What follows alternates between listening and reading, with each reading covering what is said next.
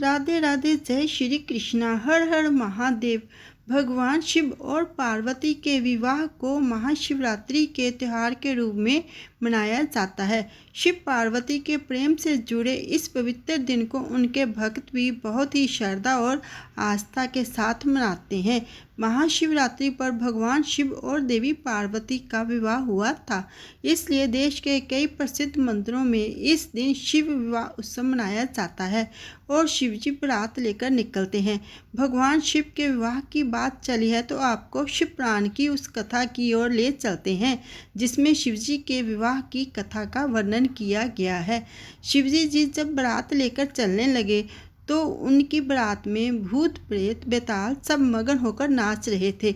भगवान शिव स्वयं नंदी पर विराजमान थे और गले में नाग की माला धारण किए हुए थे। साथ में भगवान विष्णु और ब्रह्मा जी भी देवताओं की टोली लेकर चल रहे थे। तो लोग शिव विवाह के आनंद में मगन हो रहा था। हर तरफ शिवजी के जयकारे लग रहे थे। बारात नगर भ्रमण करते हुए देवी पार्वती के पिता राजा हिमावान के द्वार पहुंची। बारात के स्वागत के लिए महिलाएं आरती की थाली लेकर आई। भगवान शिव की सासू मां मैना अपने दामाद की आरती उतारने दरवाजे पर पहुंची। भगवान शिव की सामने जब मैना पहुंची तो शिवजी का रूप देखकर चकरा गई। उस पर शिवजी जी ने अपनी और लीला दिखानी शुरू कर दी। शिवजी जी के नाग ने फुफकार मारना शुरू कर दिया। तेज हवा से वस्त्र अस्त व्यस्त होने लगे। मैना वहीं अचेत होकर गिर गई।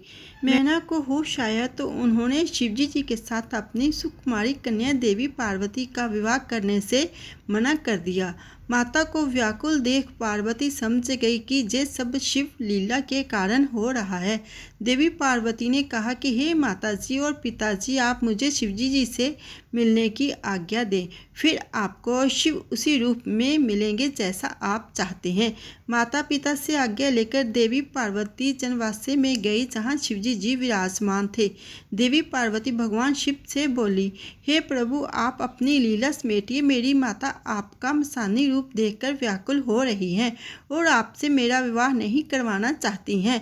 हर माता की तरह उनकी भी इच्छा है कि उनका दामाद सुंदर और मनमोहक हो, इसलिए आप अपने दिव्य रूप को प्रकट कीजिए। देवी पार्वती की मनोदशा समझकर शिवजी जी ने अपनी लीला समेट ली और भगवान विष्णु और चंद्रमा ने मिलकर भगवान शिव को दूल्हे के रूप में तैयार किया। भगवान शिव अपने चंद्रमौली रूप को धारण करके सबका मन मोह रहे थे। देवी मैना ने जब शिवजी जी का चंद्रमौली रूप देखा तो निहारती रह गई।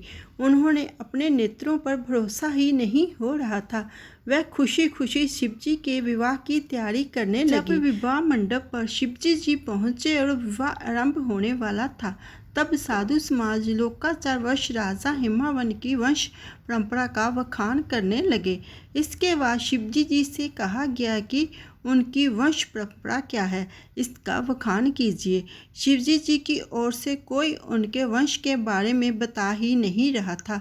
इस पर वहां स्थित समाज जय कहने लगा कि जय कैसा दुल्हा है जिसका कोई वंश ही नहीं, इनके माता पिता का पता ही नहीं है। ऐसे में नारद जी वहां सभा में सभी को संबोधित करके शिवजी जी की वंश परंपरा के बारे में बताया। नारद जी ने कहा कि भगवान भोलेनाथ आज जन्मे हैं, जय जगत के पिता हैं, इनका कोई पिता नहीं है। ब्रह्मा और विष्णु जी को भी इन्होंने ही प्रकट किया है, इसलिए ब्रह्मा जी और विष्णु जी भी इनकी उत्पत्ति और वंश के बारे में बताने में सक्षम नहीं है। नारद जी के वचनों को सुनकर सभी जन समुदाय भोलेनाथ का जय जयकार करने लगे। फिर ब्रह्मा जी पुरोहित बने और देवी पार्वती की ओर से भगवान विष्णु उनके भाई बने और शिवजी जी का विवाह संपन्न हुआ। सब मिलके बोलिए भगवान शिव शंकर और माता पार्वती की जय। दोस्तों, अगर आपको ये वीडियो जानकारी अच्छी लगी हो तो लाइक करना, शेयर करना। जो मेरी वीडियो पर पहली बार आए हैं प्लीज़ वो मेरे चैनल को सब्सक्राइब कर देना। सब्सक्राइब करना बिल्कुल फ्री है और जिन्होंने सब्सक्राइब करके रखा है उनका दिल से धन्यवाद करती हूँ। मंदिर शिव शंकर के जयकारों से गूंजते रहे और भजन और कथाएं होती रही।